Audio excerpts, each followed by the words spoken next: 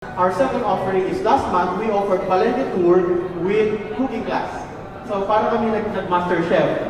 So in fact, isa ako sa mga pioneering student ng chef ng Asst International where 2 hours nag-Palengke tour kami. We bought ingredients and then the remaining 3 hours, those 4 hours, the chef instructed us how to cook dishes. So para kami nag-master chef class with Gordon Ramsay. So first we prepared kinilaw, malasugi kinilaw. Second we prepared nilutlot na matambaka. Third, Bicol Express na native chicken. And fourth, we prepared turon na saging saba with options na fillings with either makapuno, ube, and langka. So it was fun, and the students enjoyed that experience very much. That experience really much. And then the third would be Palengke tour with food crawl, hoping to explore some staple and popular local markets and restaurants in Davao City. So marami pong goals si Palengke tour. And we are happy to announce that this Friday, we are going to cater another 3 batches of Palengke tour to our iChef International students. So once again, this is not only for students, this is also for family, for our friends, for our senior citizen guests, for our tourists, and for everyone who would like to explore the local market of Davao City. Yes, so the brand slogan of the Department of Tourism is Love the Philippines, where E stands for the gastronomic experience of the Philippines. So when we travel to any kind of places, parang traveling is already synonymous to eating. Tama po ba, Sir Ian? So we came up with the idea na one of the best ways to promote Davao is also to experience, for people to experience the Palengke tour. So if you have questions about this specific tour, Palengke tour, you may add Cyber Trips and Tours, Dasing Turismo, our tour association, or me, Dion, on TikTok, Davao Tour Guide on TikTok. Once again, Davao Tour Guide on TikTok. So you can follow me and my team para let's help promote Davao City's local gastronomic cuisine. Thank you so much. If you have questions, let me know later. It's very interesting because we have other options, no? Aside from our other tour packages in the city. We have this kind of tours available, which I'm sure our establishments that establish this here can also partner, no, with your group in case they want to take their guests to a tour around the city. Anyway, aside from the Palengke tours and our different events, upcoming events in Davao region, we also have with us, joining us is the president of Davao Horse Club, Dr. Ben Montañez, and they'll be having this weekend, Doc, no?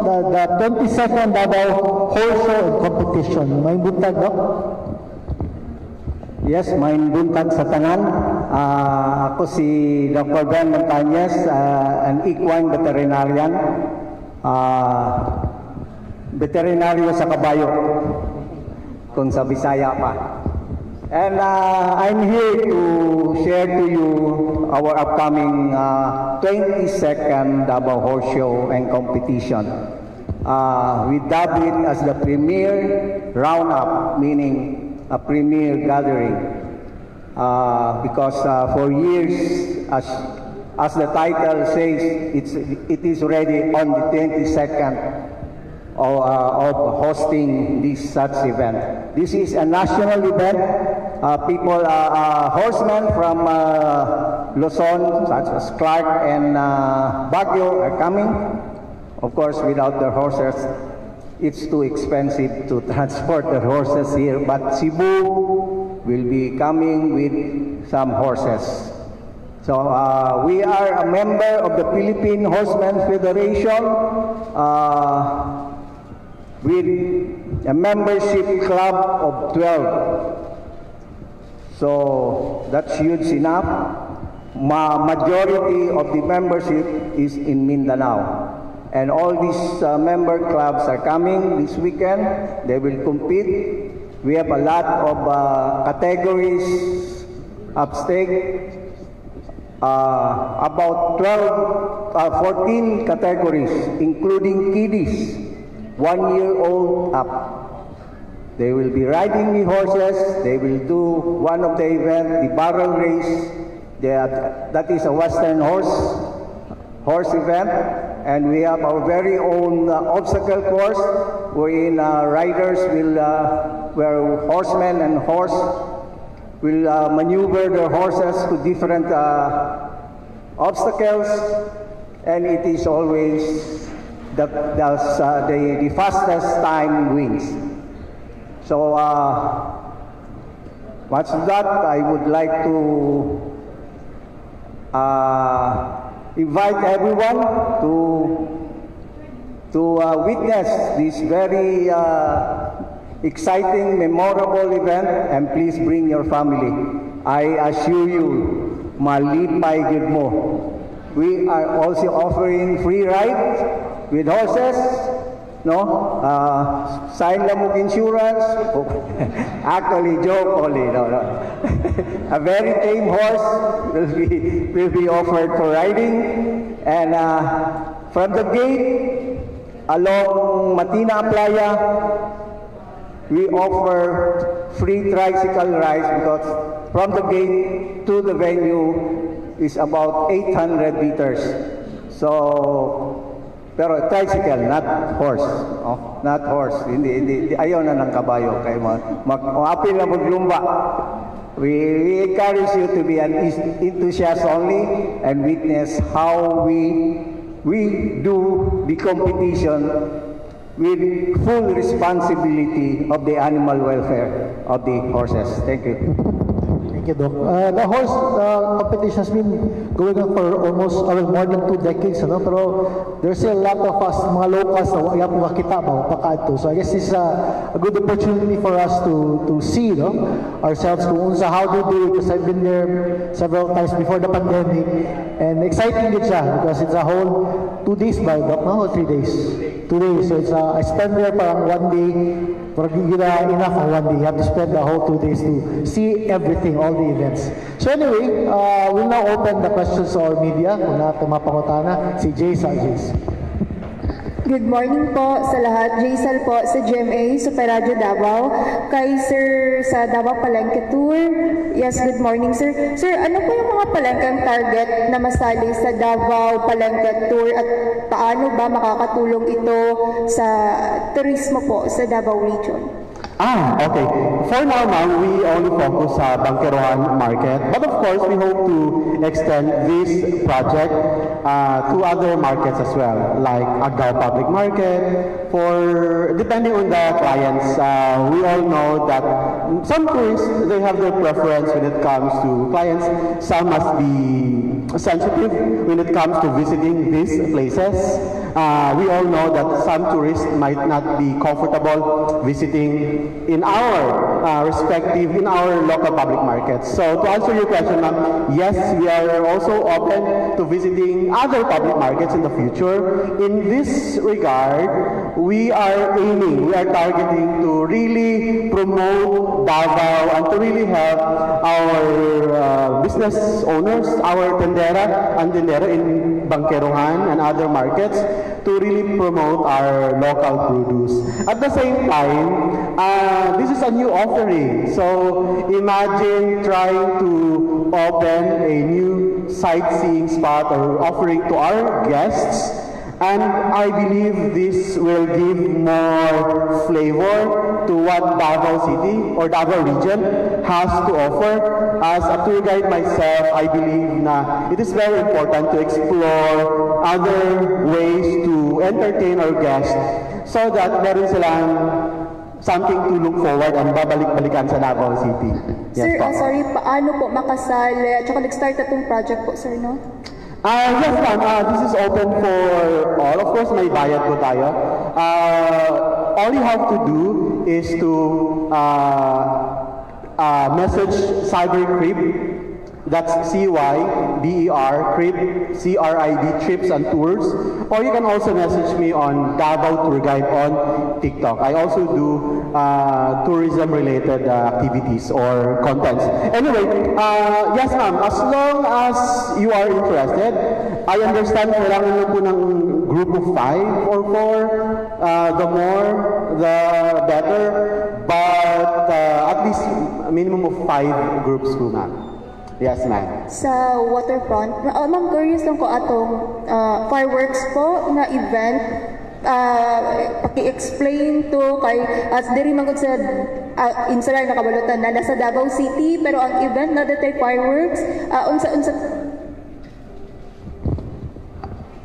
given that concern and knowing our ordinance, ma'am, no, our fireworks will be between siya sa barrier ng Davao del Norte and Davao City. So sa dagat siya mismo. And we are coordinating with the Coast Guards on how we are to have our fireworks. So as of the moment, on the running na siya and on the go. So and it is okay naman as we are processing our permits sa Davao del Norte po. So sa Samal. Yes po, first time to have our very own fireworks for our New Year's countdown. Thank you.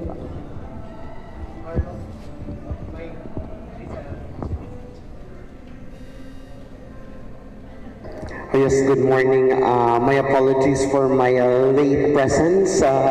Gikan ko kano Dubai bitaw ay. I would just like to ask muna katong sa horse riding if you would elaborate kung pila ka mga participants I suppose nga buot mo salmo dining mao nga participation sa contest po.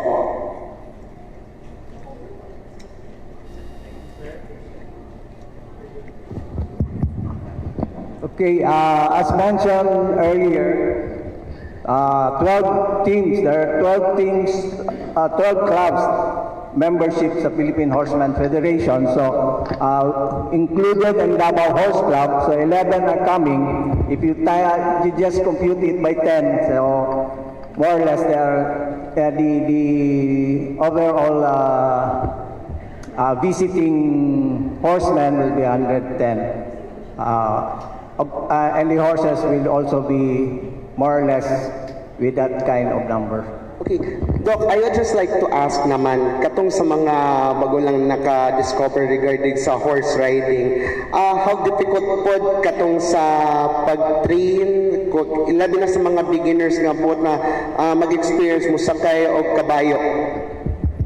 Yes, it's a great experience to ride a horse, no? Ginagamit nga siya as therapy for merong mga problema sa brain, no? Sa thinking nila, pati ang mga children na may disability, ginagamit yan. So, therapeutic talaga ang horseback riding. Now, for the beginners, you just ride the horse with someone holding the horse. No? Never attempt to ride by yourself. Dalawa na ang brain, ang rider and the horse. Kung hindi magtugma, problem will arise. So, that's the best advice na masabi ko. Look for rent horses, train ang taong hawak, and of course, enjoy the ride. No, enjoy the ride. Okay. Ilaras na lang ako ng mga pangutana. Sorry, I was very late to the hoteliers. If you would necessarily ask kay karon lang ko nakaabot, no. But I hate to preempt kay natubag naman na Ma'am Joanna the last time to Grand Regal, Panorama, Blue, Lotus. If you would answer my question, how prepared for sa Christmas celebration and nabatay may experience na mga expectations for the Christmas lighting ceremonies kung naaman?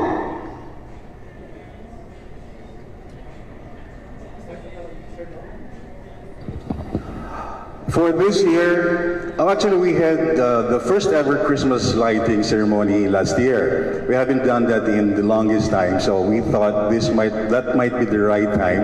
And since I mentioned earlier, we still do the massive renovation, but we thought of foregoing the event for this year, but we don't want to lose the momentum, so we're going to be holding one within the month. And what we're just discussing right now is how to surpass the event that we had last year, because it was like well attended. We had the Filipinos ballroom filled to the rim. We have a total of around 200 guests, and then we also had a show at the lobby. So this year we're thinking of something grander for offering to the public. Panorama, if there's any. Yes, so this coming November 8 will be our Christmas tree lighting with the theme of white glow. So right now we're already preparing for the decorations, and we are also redesigning our Christmas tree. So mag-expect makita ninyo na nag-improve ang Christmas tree and it is much more attractive sa public. And then at the same time, would like to invite everyone to experience our Christmas tree lighting ceremony this coming November 8. And for the information of everybody, Panorama Summit Hotel is a Filipino-owned hotel. So you can also, aside from our Christmas tree lighting ceremony, we are also showcasing our food, na Filipino food sa Panorama Summit Hotel. So I hope na ma-witness ninyo ang among Christmas tree lighting ceremony this coming November 8. Sa Blue Lotus, kung naaman. Good morning once again. So for the Blue Lotus Hotel, we're preparing on November 22 for our second Christmas tree lighting. So we are very much excited on this. We hope to see you and for our upcoming events as well. And for the Halloween, so we have the title of Welcoming the Land to the Dead. So our rate for the kid is $799, and for the adult is $999. We have a lot of surprises and games. So inclusion of this is a free lunch or bento box. So we are inviting all the kids, if you can join us. We have also a nice, good prizes for the staycation of the family. So we will give you lots of prizes and also GCs to be announced on the day of the event. So we hope to see you there for our upcoming also New Year's countdown. So we are also preparing on that. For information of everyone, the Blue Lotus Hotel also serves Malaysian cuisine. Our owner is a Filipino Chinese, but since we don't have enough restaurant or in Davao for the Malaysian, so please visit us and also experience our cuisine, and we are non-pork and that restaurant. So thank you so much, and see you there. Okay, last na lang on my part, balikan lang nako sa Grand Regal. If you would answer one question that, of course, under man siguro sa new management, after the quite some time na nag-close due to the pandemic that hampered the operations, but how can you surpass with this kind of, under the new management with, of course, what you mentioned is the renovations are ongoing, and what will the tourists alike would experience the new and improved Grand Regal Hotel? That's quite a lot. How much time do I have? Well, the pandemic has practically changed the mindset of the management, and we are practically closed for almost 2 years. So some of us didn't have jobs, like me, was left. The rest was offered the voluntary resignation, so they can find work elsewhere. So when we came back in Feb of 2022, that's when we wanted to go full gear. But tourism was having a setback because of the travel restrictions, and still there's the fear of COVID. But we're trying everything just to regain back the clients that we have. So it took us a while, but eventually, when the travel restrictions were eased up, and then tourists already had their confidence in setting foot in Mindanao, that's when we saw that tourism is still very alive. So the whole of 2023, we saw a great deal of tourists coming in, and our rooms are starting to be filled up. But yun nga, at the moment, we cannot, sadly, we cannot offer the 216 rooms every day. But nevertheless, we have 180 rooms for sale for now. But we're happy to say that we're equipped and we're ready to cater to, especially if you have functions, if you have events, if you have tourists coming in, we can accommodate, say, a group of 5 to a group of 1,200. So give me the number and we'll provide you a function room that would suit the needs of the tourists. So that's massive. We can offer 1,200 seating for one event. And that's why we have this. Actually, I brought this thing with me so I cannot miss a detail. Actually, it's a launching activity for one of our facilities that has been not totally kept from the public, but we intend to use it for mga in-house guests, our swimming pool. Dati kasi ano lang siya, para sa mga nagstay lang sa hotel. But we thought of opening up to the public. That's why we came up with an event this October. The last day of October, we call it Oktoberfest Wet and Wild. But, disclaimer, it's not the wet and wild that you think it is. It's staying because we are in the industry. Okay, it's going to be fun because this is a coming out party of our swimming pool, and at the same time, we're also giving it to the public to view the glass house. So, what we offer is, of course, it's Oktoberfest. The spirit of Bavaria, the spirit of the German sausages, those things, the baked pretzels and all, will be served. So, Sir Ian, personal invitation for you, and it means a yes. That's October 31. And it's raining, right? Almost every day. But don't you worry, we all are gonna get wet because the swimming pool is ready for you to swim. So it's going to be a party. We offer buffet dinner. There's what's a band? There's a live acoustic band, Duchess and Thrones. We also have games, we have dancers, we have a DJ who will do full house music for you to enjoy. So later we will provide you each tickets for all these guests, and it doesn't come for free. We will negotiate. So that's more of the events we're doing. And up to Christmas, our function rooms, as I've said, from 5 to 1,200, we are ready. We are gearing up for the Christmas season. So we all are set to go for Christmas.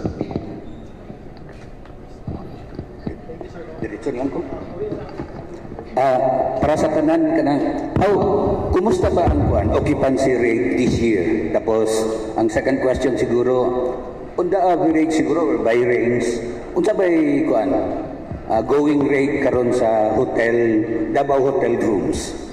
Pwede na to i-approximate in dollars.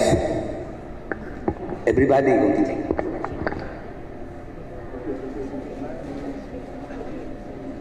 Okay, sorry, who's brave enough to answer the question first? Si Sir Dom. Well, we thought some factors would affect our occupancy. So there's been the fear of actually losing some of our clients. But nevertheless, what we realized was that government agencies are has so much budget for events. That's why they are mostly our main clients. We also have an influx of mga individual tourists. Not necessarily from the Philippines, but from Asia, from Europe, from the US, Australia. They use the platform, of course, yung mga online travel agencies, and we mostly have a couple more, 20 or 30 of these guests every night. But the local tourists are again aware that, the pandemic has given us so much to realize that travel is such a thing. It's now becoming not a luxury, but a privilege and something that you have to do. Because, we realize that time is of the essence. And then there's resources. That is why, and the everyday operations, our occupancy would be around, on an average, would be 60%. But that's on a daily basis. But there are occasions, twice in a month or a week, that would be full. If there are national events coming over from Visayas and Luzon, these usually kanang mga councilors league, mayors league, they would practically occupy all the rooms that we have. Meron pang ang spillover with the other hotels, because Davao has been, of course, a MICE destination. So they would practically choose Davao because of the resources that we have. We have Malagos, we have ano pa ba? Eden, we have beaches, we have tourists, we have... Sir, we'll coordinate with you on that Palengke tour, because most guests are asking, I have one day in Davao, where do I go? Oh. Ang sinasabi lang namin is, mag-city tour ka na lang, kasi if you go highlands, it will take you like a day or more. If you go naman to the highlands, medyo madugo rin. So, for a day tour, that could serve as a good destination for them. Of course, we have to coordinate na lang with the city probably for yung city tour para they can have the whole experience. Kasi ang sinasabi nila, yung ano lang, durian, ano pa ba, mga pasalubong, the landmarks in Davao. But since there is already the program you have, we can do collaborations for that. So the question is, generally the hotel industry is reviving and it's kicking back. We already, I think, have earned back the respect of travelers that they would come to Davao. Although, ano lang natin, siguro real talk. Diba, there are some political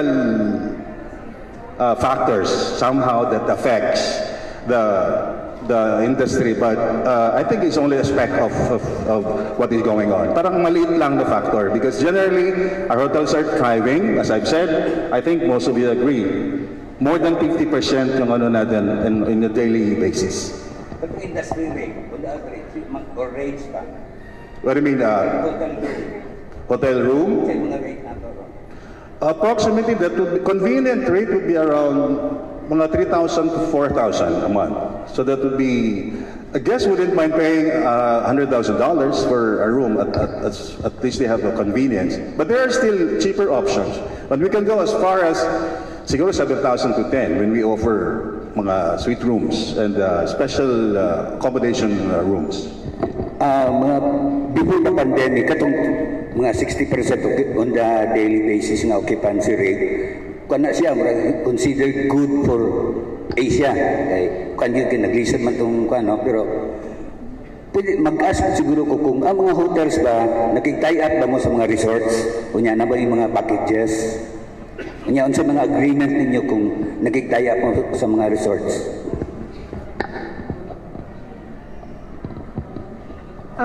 For Malagos Garden Resort, we have day tour partnerships with city hotels. So, as far as I can remember, Malagos has tied up with Park Inn, with Seda, with Rogent Inn, and Lanang Suites. Their in-house guests will get discounts or special rates for the day tour packages. So, so in-house guests nila may prevailing rate po, regular rate, but if there's special rate given to them if they're from their hotel.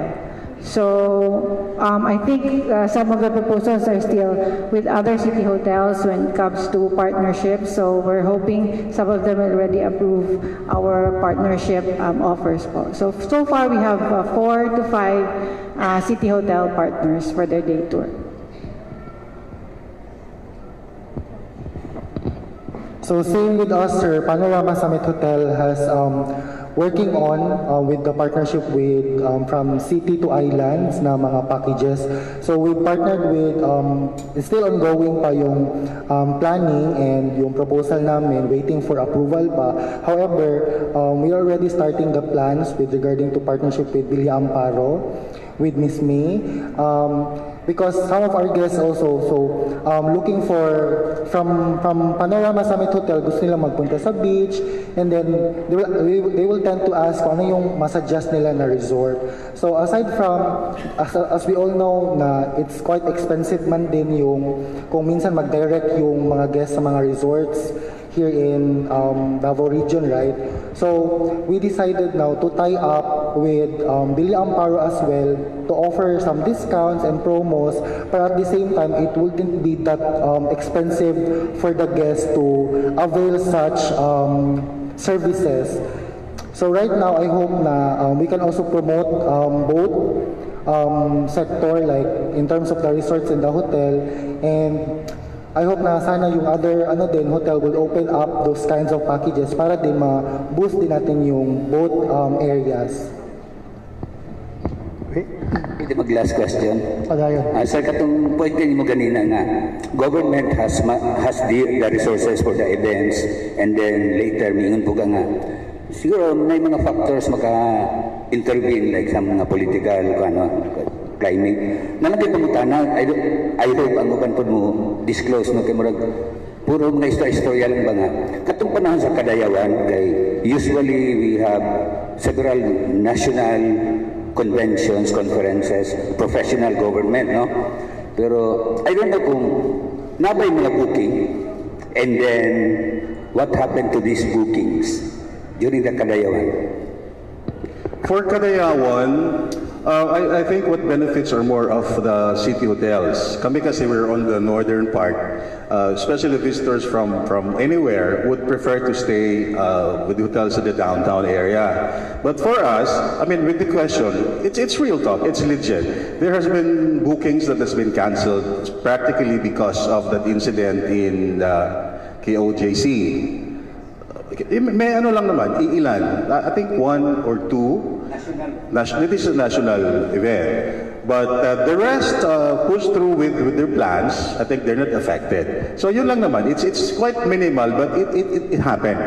But generally, ang Kadayawan is still a vibrant, of course, festival in Davao. And ano lang siguro ng influx is more of the local tourists of Davao or some neighboring probably cities in Mindanao that would be enticed to visit Davao. Because people from Manila, people from Cebu, like Cebu had their own big event. Those from Manila would be curious to visit because of how Kadayawan is being painted as the king of festivals. And then, of course, the durian, that's also a main factor. But nevertheless, it still is a client getting activity. I think for the past 2 years, the guests are getting more and more enticed to visit Davao because of Kadayawan. It's more of the KOJC incident. That's one. That's the reason where I can freely speak about, because it's true. There were, I think, 1 or 2 cancellations because of that. Okay, I don't know, dili pa mga siya validated na, pero there's much talk around basta mga regional and national conferences na i-hold sa Davao, usually they are met with this, you are disallowed. Kay nag-away mo guding atong doha ka mga former president o current president, so na yung mga unvalidated. I don't know kung ang ubang hotels ba naka-experience na nga nag-book sila mga 2 months, 3 months ago, and then suddenly na-cancel. Well, there might be other factors to consider as well, but that's one of those. Because the preferences of organizers or bookers, of course, varies in time, and some options are also changing. They might be up. There were cases that they'd rather offer Boracay instead of Davao because probably of the season. Like if it's summer, and preferably Boracay is more enticing for tourists. But nevertheless, we have naman islands to offer. Yun nga lang, the preferences of the bookers and the organizers are out of our hands already. Okay. Anybody would like to add? Dion? Sir, kung if my memory serves me well, during the Kadayawan Festival, that was last August, since, kami yung frontliners when it comes to the tourism industry. So, busy po kami nung Kadayawan. In fact, we had liga ng mga barangay groups. Third week of August, we handled 5 buses from Dasmariñas, Cavite. The other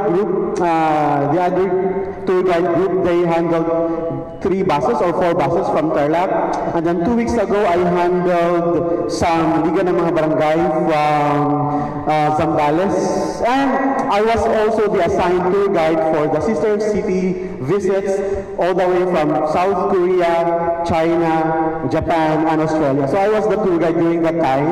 I was also the tour guide of the visit of the Malaysian Prime Minister, His Excellency. I forgot his name, it was too long, but I was the assigned tour guide for him during that time. So, based on my experience, the Kadayawan Festival was so alive during that time. Hopefully next year will be our 40th Kadayawan Festival. So, I am hoping for a more explosive celebration since it's going to be our 4th decade in celebrating the Kadayawan Festival. So I was born in 1985, so I will be celebrating my 40th birthday next year together with the Kadayawan Festival's 40th birthday. So we are hoping for 3 times, 4 times more visitors next year, and we request our hotel staffs and managements to please promote only accredited tour guides. We only have 2 kinds of tour guides, but I hope you only promote those who are accredited by the Philippines Department of Tourism.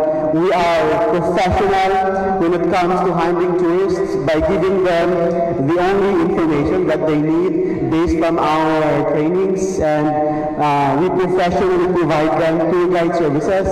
I'm not saying that the other tour guides na hindi licensed tour guides, wag nyo silang kunin, but we hope that you will more promote accredited tour guides in order to ensure quality tour guide experience dito sa Davao region. Tulong-tulong po tayo sa pag-promote ng Davao City. I am really hoping na we will work hand in hand to promote Davao City. Kasi kung maraming guests, marami kaming tours. Pag maraming tours, diba, maraming bumibili sa mga malls like SM. Pag maraming guests, maraming pumupunta ng Samal, Malagos, and Eden. Maraming pumupunta sa mga restaurants at bumibili ng souvenirs sa poblasyon market. So I think this is a good platform for us to really be the ambassadors of tourism in Davao region. Yes. Thank you. And speaking of, if you have guests this weekend, you can also bring them to the Davao Horso. Tapos nakot pangutan na kayo back then. You mentioned that you have obstacle races. So what are the other events during this 2-day activity? Well, on Saturday, the main event is will start on Saturday. The whole day will be covering after the opening. The event that we call Halter Class. This is a show of very good-looking horses. They are being judged. They will be displayed in front of the stage while the opening ceremonies is being held, and after that, after the opening ceremonies, a ribbon cutting will be done. Ribbon cutting of the livestock and agri fair. So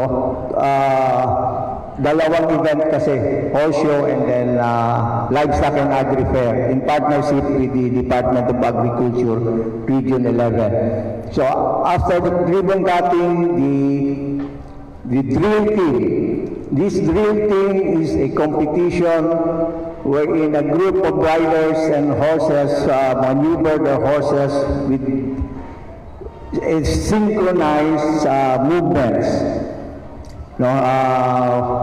This is been done in the Cavalier days, so maganda sila tingnan kasi synchronized ang mga movements, and after that, the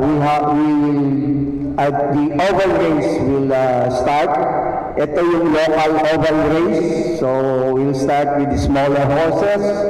And then the smaller horses are Class C, and then Class B, the nasa middle part, and then the pure breeds horses na they stand about 60 inches and above. And after the oval races, dyan na yung obstacle race, which will run up to 5 p.m. And yan ang maraming categories. Mga 12 categories ang ano dyan. Including kiddies advance. So on the second day, the barrel race will be held in hanggang up to 3 p.m. And after 3 p.m., the eventing derby follows. Ito yung show jumping, no? Horses will jump a pole. Pag natamaan, mahulog lang yan. And also, because it is a combined competition with the solid jumps, so pwedeng chair ang i-jump ng horse, hindi siya hindi siya mag-fall. For every fall, meron penalties. So the least penalties na ma-incur ng horses and rider, yun ang winner. So and then we will do the final na rin sa oval race kasi sa Saturday oval races, elimination lang yon. So ang mag-qualify sa final will run on Sunday para sa last event. Yes, free to the public, bring your family, kahit bata na maliit. Experience namin and also our families, we bring our families, no? Baby pa lang, pinasakay na namin sa kabayo. So, as young as 8 years old, 7 years old, nagja-jump na yan mga children ng especially the tan na sa aming And our location is only within the city. We call it the forest within the city. It's about a 27-hectare property. Nasa loob lang ng city. And you can access it through the Matina Playa Road. No? Near the, almost fronting the Shell Station. So makikita na ninyo doon. This time meron siyang tarpaulin doon display about the event, and then meron kaming signage ng Davao Horse Club. So Saturday and Sunday, Friday activities is in the morning. We'll have a equine seminar, and yours truly will be the speaker.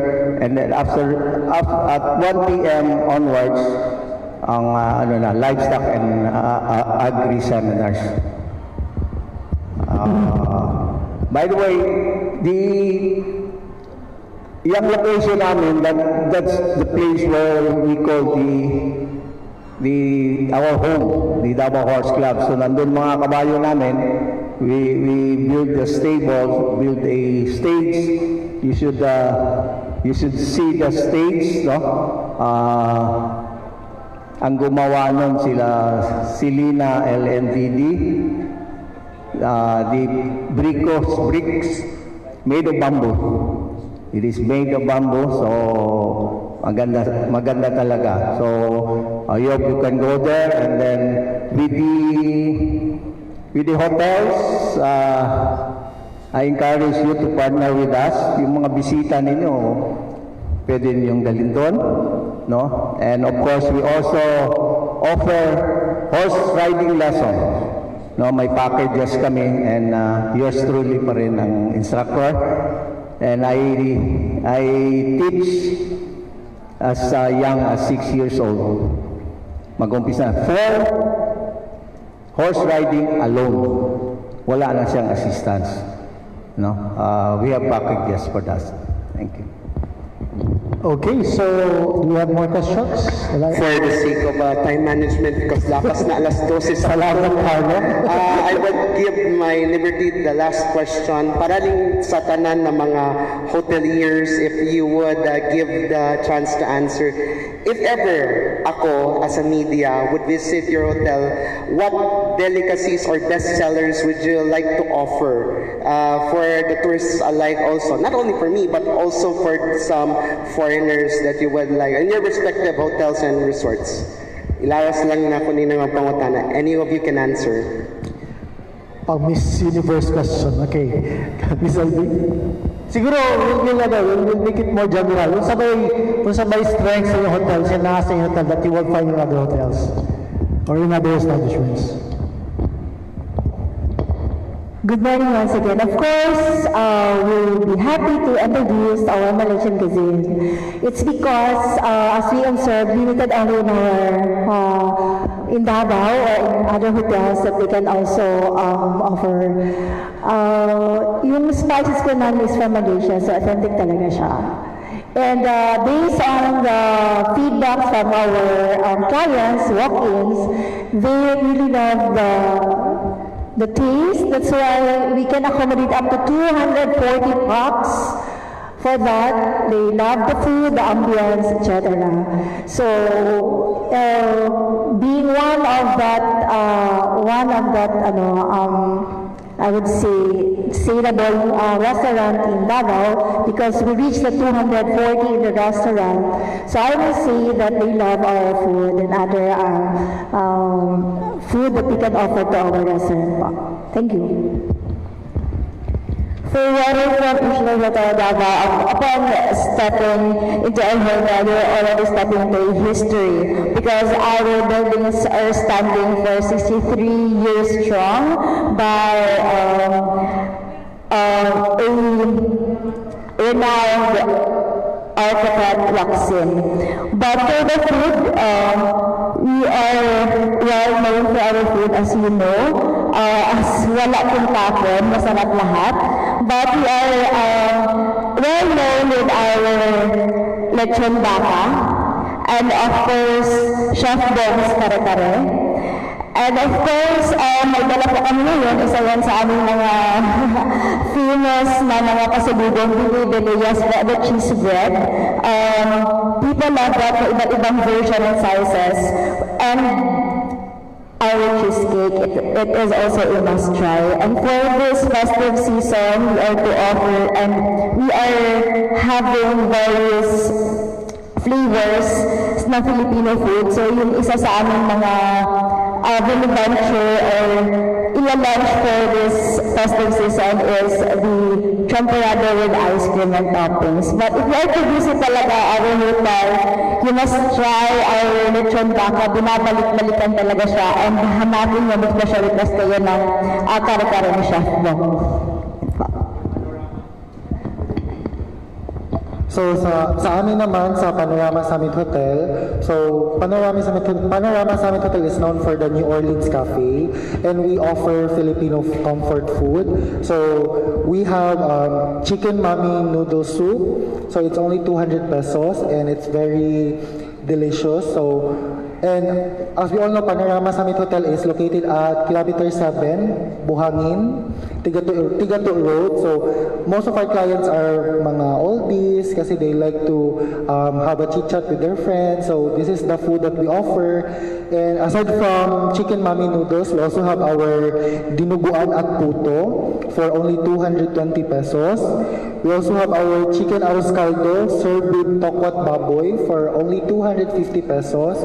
And also our Batangas Lumi, it's only 350 pesos. So if gusto nyo pumunta sa amin, you can also experience those food. And aside from that, one of our best seller din po is our pastries, especially our garlic bun. So we also offer, same with Waterfront, we also offered our pastries for the holidays. If you'd like to experience our ensaymada, our garlic bun, our cinnamon rolls, and also another best seller is our soft rolls. So yun din yung isa sa mga best sellers ni Panorama Summit Hotel. hotel. And yun lahat is available po siya sa New Orleans Cafe, available from 10 a.m. to 6 p.m. So visit us and experience home while living in the city. For Villa Amparo Garden Beach Resort, we have 3 F&B outlets. We have a cafe, a restaurant, and a beach bar. We serve Filipino cuisines, and our dishes range from 300 to 8,000 depending on the serving. And I think we're famous for our sinigang and our kare-kare. And for our cafe, you must try our matcha coffee. Thank you.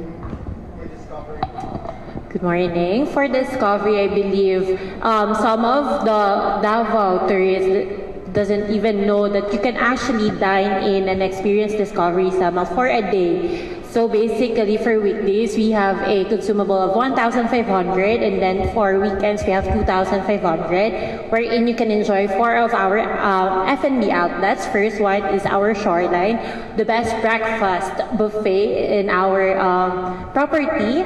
And next one, we also have the Bistro, very good in premier dining or redefined dining, such as our steaks and other American cuisine. And our morning catch, my favorite one. I really love our pad thai. Chef Alex is a legitimate Thai chef. He is a Thai chef, and he's very good at cooking when it comes to any Thai cuisine, from Tom Yum to Pad Thai and other special dishes from Thailand.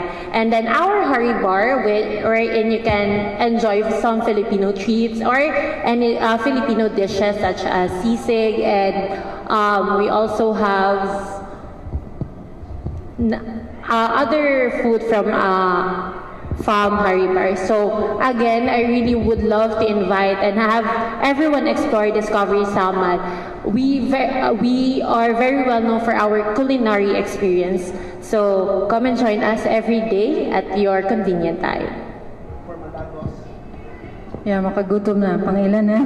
Mention na. Buffet na buffet. Yes, buffet na tayo. Okay, so timing, rediscover nature at Malagos Garden Resort. So let me go through our food selection. So your favorite, of course, our Malagos pork humba with the not so secret ingredient, our Malagos chocolate, yes. And of course, we have our grazing table, or also our famous Malagos cheese naman. No? So, and of course, our homegrown salad station, which you can always see sa aming 11 station buffet. And of course, for the sweets naman, we have tablia cake made also of Malagos chocolate.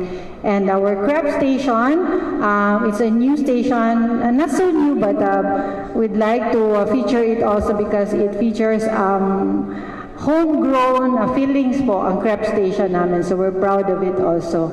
So all these, every weekend po, 849 only for per person lunch buffet, weekend lunch buffet. So we say we discover nature quickly lang. So for our resort, of course, it's more we're inviting families to go there also so that they can really enjoy and have an experience. And get to enjoy our bird dome, bird feeding dome. Yun po ang binabalikan ng mga bata. Of course, our butterfly sanctuary and our chocolate museum tour. Yun. And of course, we also have a pool at Malagos Garden Resort, and you also get to relax at our Malagos Chocolate Spa. Yun po ang features ng aming Malagos Garden Resort. So hope to see you there po. Thank you. Before stating our signature dish, may nagpag-usapan kami kanina in relation to Kadayawan, because this is the current dilemma of all hotels. We don't allow durians inside the rooms. Diba? And we even had a recent incident na talagang we fined them for one night because pumuslit talaga ng durian.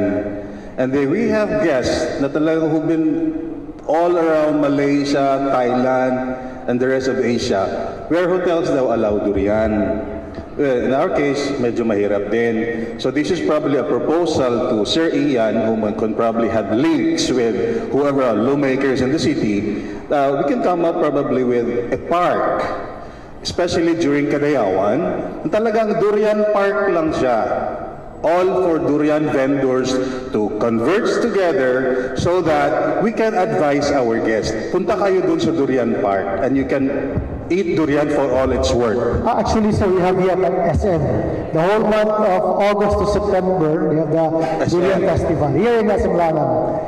Okay, okay. Next time, maybe we could... But there might be some like a massive area, like a whole football field, dedicated to all durian vendors all around the region. Yeah, but I think it's going to be a large scale. Or maybe the hotels and resorts can also provide an outdoor space for durian. No? I think even in some hotels outside of the Philippines, they also ban durian and even mangustin. Parang kasi nangyari, if they brought durian to the hotel, then we can just let them eat outside. Para naman, it's not convenient, it's not welcoming to guests. Yeah, maybe for some establishments, you can provide an outdoor space for durian eating na talaga.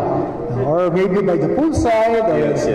Maybe next time we can... Going back to the food, we don't actually have a signature food to be proud of because we noticed that the visitors has this evolving taste.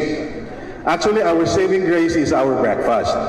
No matter how we try to offer international dish, we have bacons, we have yung mga pancakes, but some guests for some strange reason will still look for the adobo, for the paksiw. So we vary our menu on a regular basis. Should you go to the hotel, you can probably ask for what is the food for the month. Because at the moment we offer a kind of twist of chicken with salted egg. It's kind of different, but it tastes different, but it's yummy. So food has to evolve, depending on, of course, the convenience and the preference of the guest. So should you go there, just ask for the food of the month. Okay, so thank you very much. So, last question pa kita. Pahabol. Pahabol lang din sir. Sa tanang taga-resort, last week, nai-incident initabo sa Samal, katong nalumos nga bata. Sa karon mangod, siyempre, nagkadaghan ang mga event. So, para sa inyo, unsay mga pagpangandam ninyo or plano para malikayan tong sa mga insidente tong bata nga nalumos sa particular pagit sa Samal area po. Opo. So for really Amparo, 8 p.m. and beyond, swimming is not, you can go swim, but at your own risks. Kasi at that time, wala na kaming lifeguards and or yung mga maintenance team namin. But all through the years naman, nothing happened. No incident of drowning naman. Thank God. No. But in our pool area, we really have our lifeguards on duty. Kung marami yung mga nag-swimming talaga, we will allot like 2 lifeguards. Depende talaga siya on the number of swimmers na nandun. Kasi hindi naman kaya kung isa lang and then marami rin sila. So yun yung mga precautionary measures namin is marami talaga. We really have our enough manpower for our lifeguards and maintenance to watch out for our swimmers to avoid those kinds of incidents. For Discovery Samal, actually we do have 3 pools for our property and then the beach. So for the beach, we have 6 p.m. curfew for our guests, but we make sure that we have lifeguard on deck for all our water activities. And aside from that, we have our security personnel roaming around the property to make sure that everyone's safe. Aside from that as well, we have a 24/7 medical assistance in our clinic wherein any accident can be medicated or be medicated right away, even if it's not for drowning and whatnot. Any incidents and accidents, we are all ready and prepared for our property since we believe that the safety of our customers and clients is our top priority. Thank you.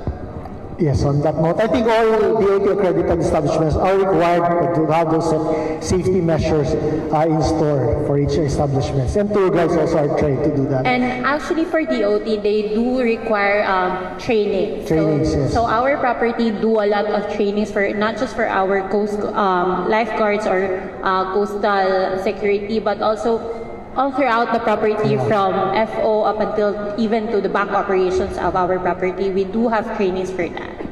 All right. Okay, so on that note, again, I'd like to thank our guests from all our establishments, DOT accredited establishments, from DASIG, and of course, the Davao Horror Show, which is going to happen this weekend. So thank you so much for coming and joining us this morning. And to our media friends, salamat po. That we hope to see you in 2 weeks, which most likely Friday na pa.